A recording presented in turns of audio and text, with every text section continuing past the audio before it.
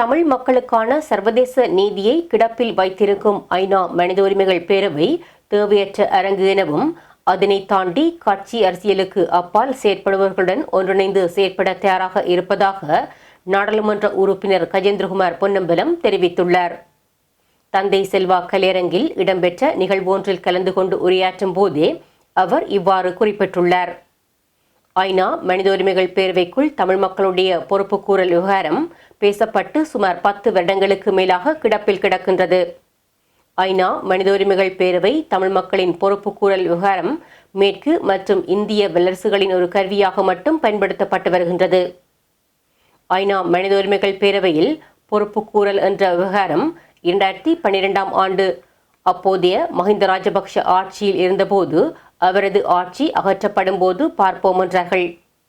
2015ஆம் ஆண்டு நல்லாட்சி அரசாங்கம் ஆட்சியை பொறுப்பேற்ற போது இது ஒரு நல்ல ஆட்சி, இதில் பல விடயங்களை சாதிக்கலாம் என கூறி 2 வருடங்களுக்கு இலங்கை அரசாங்கத்திற்கு கால அவகாசத்தை பெற்றுக் கொடுத்தார்கள்.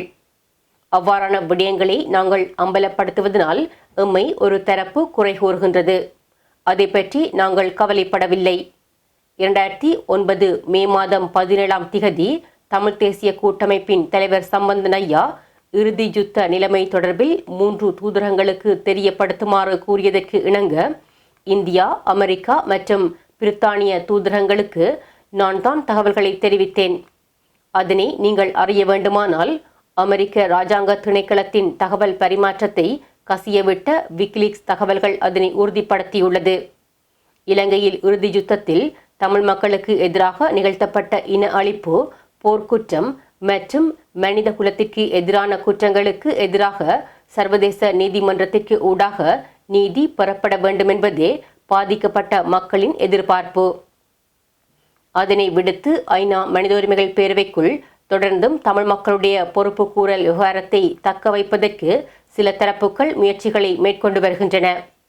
சர்வதேச அரசியலை கற்ற ஒரு மாணவன் என்ற வகையில் ஒன்றை கூறிக்கொள்ள விரும்புகின்றேன்.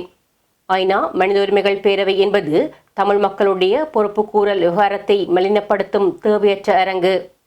தமிழ் மக்களுடைய பொறுப்புக்கூறல் விவகாரத்தை அடுத்த கட்டத்திற்கு எடுத்துச் செல்வதற்கு எங்களாலான முயற்சியை மேற்கொண்டு வரும் நிலையில் சில தரப்புகள் அதனை கொச்சைப்படுத்தும் வேலை திட்டத்தினை ஆரம்பித்துள்ளனர்.